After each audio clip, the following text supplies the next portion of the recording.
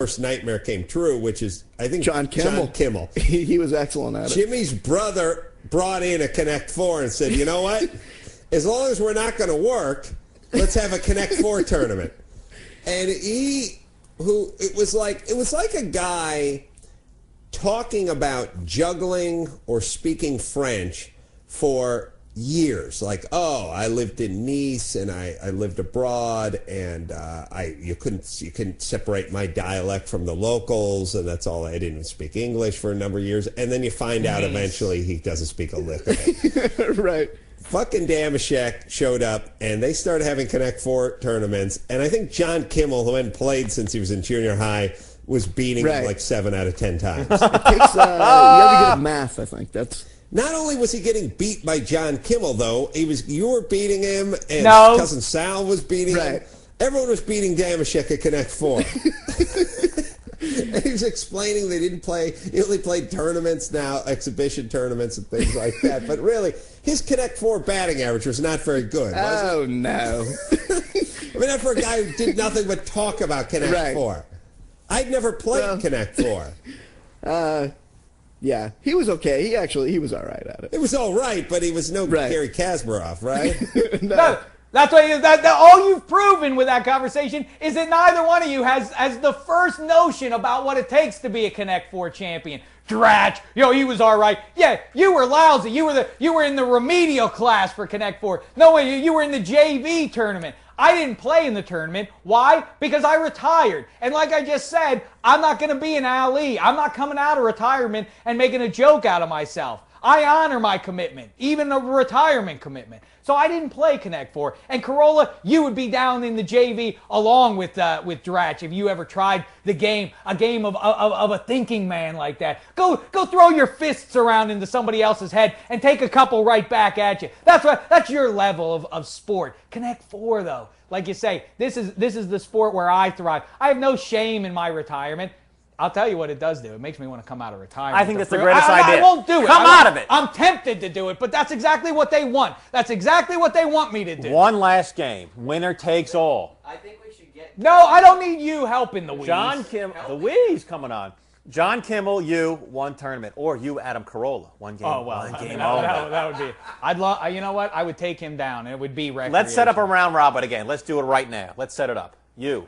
How dare they you know what? Our own March Madness. You know what? It's not just, you're not just assaulting me when you do that. You assault the sport of Connect Four. Nay, you assault all sport. Would you be willing to put the gourds on the line? Winner gets the gourds. They're my gourds. They can be taken away, though. Not unlike the belt. They were awarded for my crowns. It went from Creed to Balboa. You can get it again. Get that. Put up those gourds. Listen, what did I just tell you? I retired. It is so draining. One game only. You know how they say NFL players have a shorter lifespan? You know, the numbers indicate that.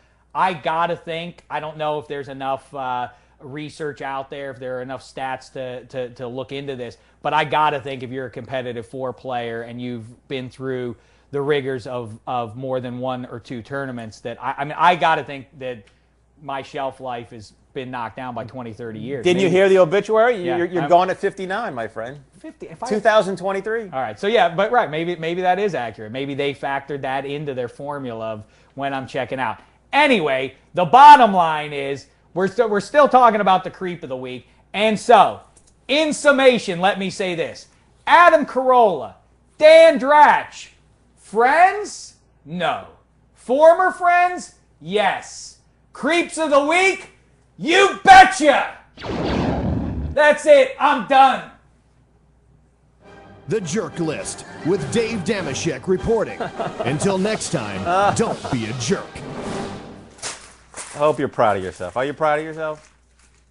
This is proud of myself. This is your legacy. Connect Four. No, but you know what I am. You know what that does. You know what that creep of the week makes me feel more than anything. What? Sad. It makes me sad. Why? It makes me sad that I had to lose a couple of friends. People They were more interested in having this delightful little back and forth that wasn't rooted in any fact. Fellas, I have to tell you, we're pretty excited in here. Donnie and I are already looking for a suitable venue Good luck. live I hope you match. find one. Make it the Dave Damashek What a great Memorial. idea. Throw me some ideas. The Dave Damashek Competitive 4 Memorial Tournament, you can call it. Just call it LA whatever you want. Coliseum, Staples Center. Yeah, Do we Hollywood sell Bowl, tickets? 10,000? I love it. All right. Now, speaking of a tournament, real quick, because I was going to get to it on the jerk list. The tournament, I should have really mentioned this actually, but real quick because we've been on for way too long. I just want to say, because we haven't acknowledged the tournament at all here, Feeney, and your Q's team is out, my Pitt team is out. What are you doing? My mic is out. My mic is going. I got no. His microphone is my out? microphone died. What happened to Beanie's microphone? That's fine. Beanie doesn't need to be heard. All I need is I to just be gotta heard. get close to you while we finish this thing. All right, now listen to what I have to tell you. Tell me what you think of this. I just would like to say this about the tournament. I'm not even sad that Thank Pitt you, lost. I can't really feel any real sorrow over Pitt being out because, as I've said many times before, March Madness, a lot of fun. It's you, a Jacuzzi real Pete. hoot filling out those brackets every year. It's fun doing it in the office, and it's hilarious that the secretary who doesn't watch a lick of basketball wins every year. But that's the point. It's for casual fans, people who don't even really care about sports. It's fun to watch games. That Xavier Kansas State game on Thursday night was an all-timer. What a dandy. Did That you was watch terrific. game? Yeah, I watched part of it. What a ball game. I mean, the last 10 minutes of regulation and then the overtimes, really all-time great stuff. Gus Johnson is lucky that Clemente from K-State didn't hit that jumper at the buzzer to win it, because on the heels of Jordan Crawford hitting that 35-foot three just before, that would have been enough. That would have been the end of Gus Johnson. He would have literally, I think, dropped dead on the spot there. He wouldn't have come back from that. But either way, what a ball game. And the games standing alone in a vacuum are a lot of fun to watch. But what does this tournament amount to? Am I supposed to be sad that Pitt wasted 4 months of their lives earning a 3 seed? Hey, Kansas lost to Northern Iowa, some crumb bum team out of the middle of nowhere who had a hot hand shooter, and now 4 months of basketball completely invalidated for this juggernaut team that lost 2 games all season long. The point is, it's fun to watch, but it is by far, it is far from a gauge of who the best team in college basketball is. Everybody gets so upset about college football, but at least you can make a case that at the very worst, one of the two teams playing in the BCS title game, at least one of those teams is the best team. And maybe you say, oh, that third team should have been playing them, not that team. But either way, you're closer to actually a real championship of worthy candidates for the title. This tournament is not a reflection. Does it make it any less exciting? My point isn't what's the most exciting. Is what is the true test of. These are just sour grapes because Pitt or Indiana. It has nothing to do with goddamn tournament. It's not. No, it's all that matters. I'll say it now that we're at roughly the midway point. Kentucky's going to win it. Why? Because my theory goes like this. 20 years ago, and you still hear Digger Phelps on ESPN throwing this sort of stuff around, that the keys to winning in tournament are great guard play, senior leadership, having guys that have been around each other for 3 or 4 years, good coaching, good X's and O's. No, none of that matters at all. All that matters now in this day and age with these kids that come in for 1 year, hired guns, and then go on to the NBA, with the way it's structured now, the only thing that matters is talent. Who has the most good players on their team? That's who's going to win. Look at the last decade. Who's won the national championships? Carolina, Florida. Why? Because they have the most talent. It has nothing to do with anything else. Syracuse with Melo. Maybe the single greatest freshman season ever, rivaled only maybe by Kenny Anderson's freshman season. With he was Georgia great, Tech. but they went to the Final Four. That's right. Championship game. But Carmelo, you get your crown for that. All that matters is talent.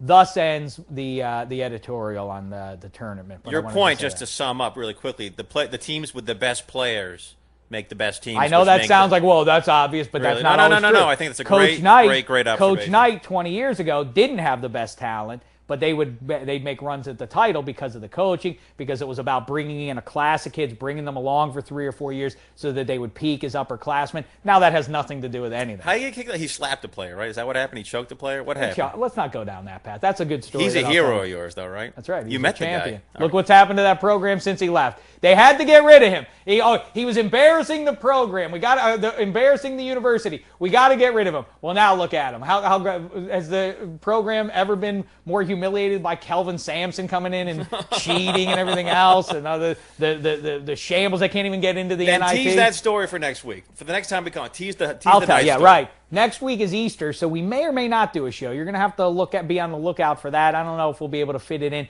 during the week, but you're going back. You break to, this show up into 2 parts since we've gone. This was over- just we're live. An What are hour you and a talking half. about? There was a But you're gonna live. post it. We'll take a couple shares too. We'll cut out this whole NCAA thing you just talked Just about. sit there and look pretty. Why don't you? All right, we don't need your help with how Play we're the gonna song. handle the thing.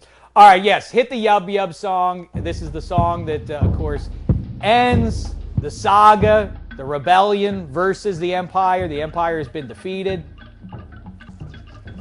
The Ewoks gather with Skywalker and Solo and Leia and Chewbacca. A song so important they took it off the remix. I know. When they read the redux. One of the weirdest decisions. I'd love to hear Lucas's explanation It's for a why. silly song. Let's get Lucas You have on the many next Wookiees podcast. saving the universe. It's kind of silly. Yeah. No, it's not. This is a wonderful song. It's a joy. Playing the song. stormtrooper helmets like bongos. That's right. C-3PO is a god. That movie was terrible. It was a cesspool. Don't you dare start with that. I you know what? It peaks with empty. Don't do it. Don't put me on the list. Not twice. Are you actually saying that you think Return of the Jedi? I don't like Return of the Jedi at all. It begins At as all. Empire Strikes Back. I like Jabba the Hutt in the Empire beginning. Strikes Back is great. All right, we'll pick that movie apart. That's something to look forward to. But the Ewoks for now. Can't you be happy? How can you have any bad words to say about anything when you hear I'll be this happy song? when I It's put such a food in happy- my stomach. I gotta go. I need some Starve. of that too. All right, so listen. Thanks to everybody for joining us on the Oh, video yeah. cast. Video. Thanks for checking it out. Thanks Hope, to Tim from Oklahoma for That's calling. right. That was for great. Our first ever jerk caller. hotline. Also, we check us out, Damashek on Twitter and AdamCarolla.com. Go there. You already figured Don't that plug out. You're him. watching it. For the Connect 4 I'm thing. trying plugging us. That's the website we're on. You're gonna get tackled in 5 Nope. seconds. 5, Anyway, 4, all right. So 3, I'm trying to think. So we got 2, may or may not do a show. 1. Look for that. Don't do 0. your countdown. Get off me, you creep! What a creep! Feel like a man. Disgusting. All right, listen. Thanks so much for joining us, podcasters. It's been a thin slice of heaven.